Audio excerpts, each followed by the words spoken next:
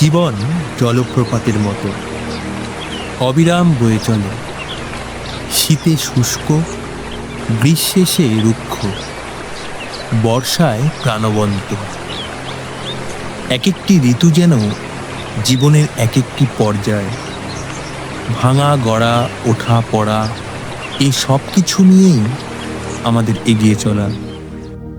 নমস্কার, কেওনঝড় সিরিজের দ্বিতীয় পর্বে সকলকে স্বাগত।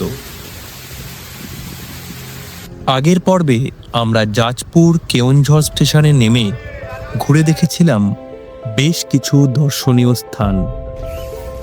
তারপর ফিরে গিয়েছিলাম কেওনঝড়ে আমাদের থাকবার আস্তানা ওড়িশা ট্যুরিজমের কেওনঝড় পান্থনিবাসে।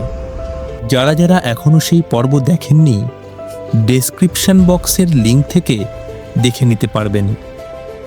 শুরু করছি আমাদের কেওনঝড় সিরিজের দ্বিতীয় পর্ব। ভোরবেলা ঘুম থেকে উঠেই চলে এসেছিলাম আমাদের পান্থনিবাসের ব্যালকনিতে। পাখিদের কলতান আর শিনশিনে হাওয়ায় বেশ লাগছিল সকালটা। সম্মুখের রোড দিয়ে একের পর এক গাড়ি চলে যাচ্ছে। দূরে দেখা যাচ্ছিল সুউচ্চ টিলা। আকাশ মেঘলা, কিন্তু গোমরা নয়। বৃষ্টিও সেরম হবে বলে মনে হচ্ছে না। আজ আমাদের কেওনঝড় ঘুরে দেখার দ্বিতীয় দিন। আজ বেশ কিছু জনপ্রিয় জলপ্রপাতের পাশাপাশি ঘুরে দেখব অচেনা জলপ্রপাতও।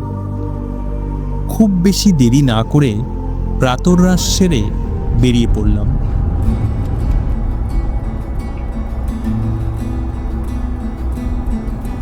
আজ আমাদের প্রথম গন্তব্য খণ্ডধার জলপ্রপাত। কেওনঝড় শহর থেকে প্রায় 50 কিমি দূরে অবস্থিত এই জলপ্রপাত। আমাদের গাড়ি রওনা হয়ে একের পর এক পাহাড়ের বাঁক পার করে সমতলে চলে এল। রাস্তা এতই মসৃণ যে আমাদের কোনো সমস্যা হয়নি। একের পর এক ছোট জনপদ পার করে আমরা এগিয়ে চললাম খণ্ডধার জলপ্রপাতের দিকে। এটি এই অঞ্চলের অন্যতম জনপ্রিয় একটি জলপ্রপাত।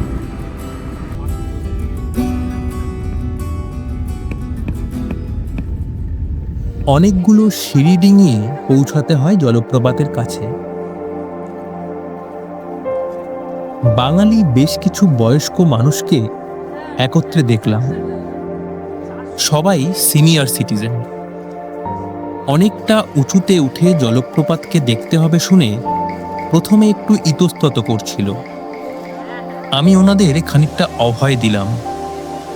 ধীরে ধীরে সময় নিয়ে সিঁড়ি বেয়ে ওঠার পরামর্শ দিলাম। আমার আশ্বাসে বোধহয় ওনারা ভরসা পেলেন। একদম জলপ্রপাতের কাছে পৌঁছে যাওয়ার জন্য সিঁড়িও ধরলেন।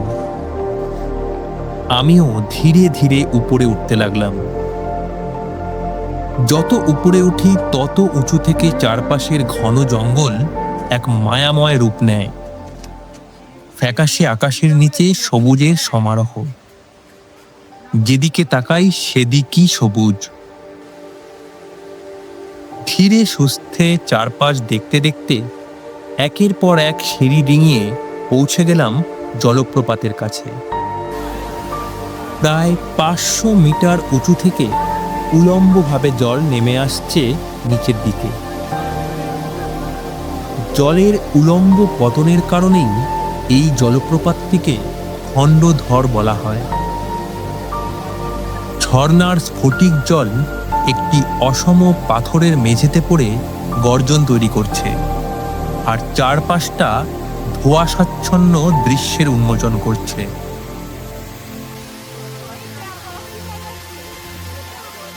তিন দিকে পাহাড় দ্বারা বেষ্টিত এই জলপ্রপাতের অত্যাশ্চর্য প্রাকৃতিক পরিবেশ সকল ভ্রমণার্থীদের মন্ত্রমুগ্ধ করবে। একদম নিচে জলপ্রপাতের সামনে নেমে এলাম। এখানে জলরাশি ছিটকে এসে ভিজিয়ে দেয় শরীর। চোখে মুখে ছিটকে আসা জল দিয়ে আচমন করে ফিরে এলাম একটু উঁচুতে। চুপ করে জলপ্রপাতের দিকে তাকিয়ে উপভোগ করতে লাগলাম প্রকৃতির এই অপরূপ সৃষ্টিকে। নিচে নেমে এসে লক্ষ্য করলাম অদূরেই এই মন্দির। টিমটিমে আলোয় ঈশ্বর এই জঙ্গলের মাঝে বিরাজ করছেন। উল্টো দিকেই স্থানীয় বাসিন্দারা বিভিন্ন খাবারের পসরা সাজিয়ে বসেছেন। স্বল্প আহারাদি করে আমরাও রওনা দিলাম পরবর্তী গন্তব্যের দিকে। এবারের গন্তব্য কাইজোড়া জলপ্রপাত। এটিকে কেওনঝড়ের একটি অফবিট জলপ্রপাতও বলা যেতে পারে।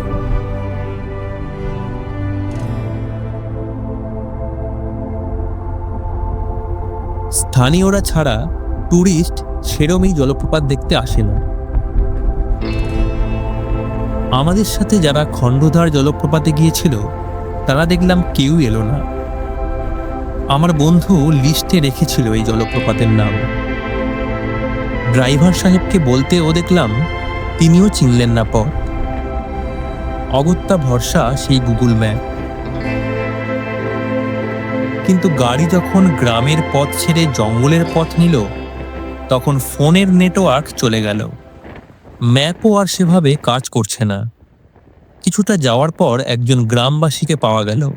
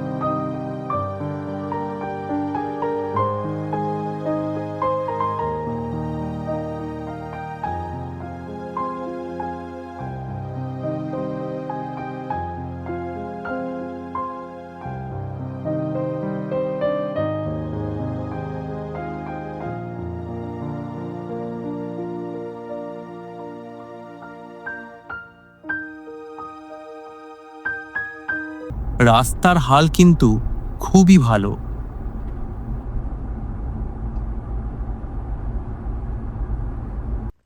কেওনঝড়ের তীর্থস্থান গোনাসিকা মন্দিরটি খানিকটা উপরে পাহাড়ের ওপর মনোরম সবুজ উপত্যকা দ্বারা বেষ্টিত। মনে করা হয় এখানকার বিখ্যাত ব্রহ্মেশ্বর মহাদেবের মন্দিরটি স্বয়ং সৃষ্টিকর্তা ব্রহ্মা বৈতরণী নদীর তীরে স্থাপন করেছিলেন। এখানে গরুর নাসারন্ধ্রের মতো দেখতে পাথরের মধ্যে দুটি গর্ত থেকে বৈতরণী নদীর উৎপত্তি হয়েছে বলে এর নাম গোনাসিকা। কিন্তু নদীটি শীঘ্রই ভূগর্ভস্থ হয়ে যায় এবং ব্রহ্মকুণ্ডের নিকটে পুনরায় আবির্ভূত হয় বলে এটিকে অনেকে গুপ্ত গঙ্গাও বলে। এখানকার ভগবান শিবের মন্দিরটি 1654 থেকে 1688 খ্রিস্টাব্দের মধ্যে রাজা লক্ষ্মী নারায়ণ ভঞ্জ নির্মাণ করেছিলেন। দূরের সবুজ পাহাড়কে বেশ কিছুক্ষণ চাক্ষুষ করার পর আমরা রওনা দিলাম পরবর্তী গন্তব্যের দিকে।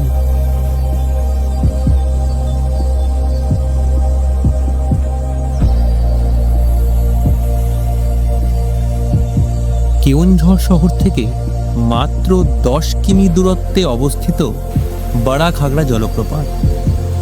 এটি কেওনঝড়ের অন্যতম আকর্ষণ, জনপ্রিয় বটে। প্রায় 100 ফুট উঁচু থেকে নেমে আসা জলরাশিকে দেখতে এখানে ভালোই জনসমাগম হয়।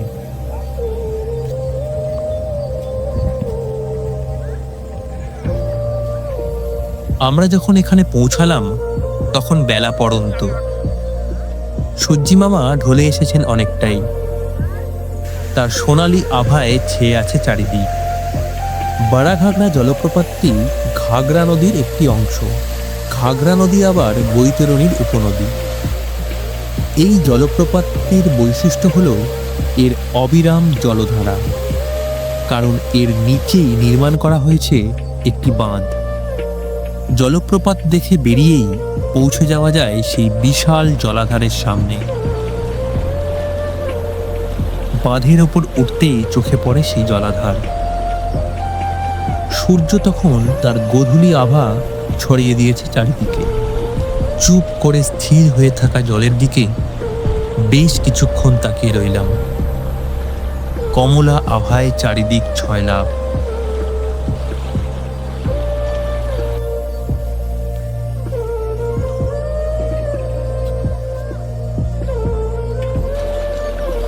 বড়া ঘাগড়ার মনোরম পরিবেশ এবং প্রাকৃতিক আকর্ষণ এটিকে একটি জনপ্রিয় পর্যটন কেন্দ্রে পরিণত করেছে।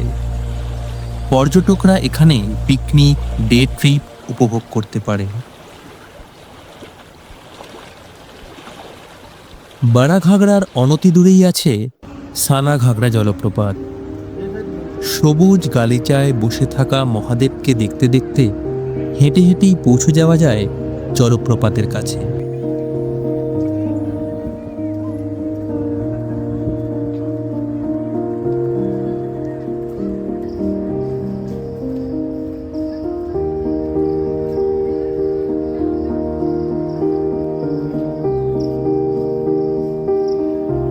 রেলিংয়ের উপর হাত রেখে অবলীলায় উপভোগ করা যায় একদম কাছে থাকা জলপ্রপাত থেকে ছিটকে আসা জলকে।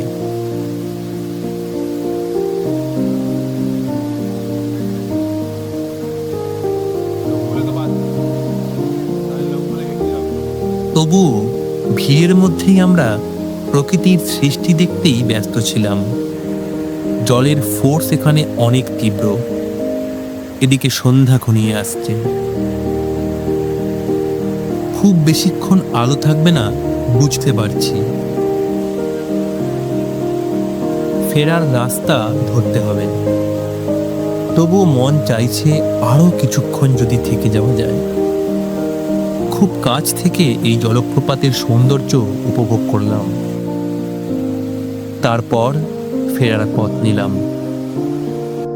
আজকের মতো আমাদের ঘোরা শেষ। এবারে ফিরে যেতে হবে পান্থনিবাসে। আজ রাতটুকু কাটিয়ে কাল যাব নতুন এক জায়গায়, যেখানে ঘর থেকে বসে উপভোগ করব জলপ্রপাতের সৌন্দর্য। দেখা হচ্ছে আগামী পর্বে। ভালো থাকবেন।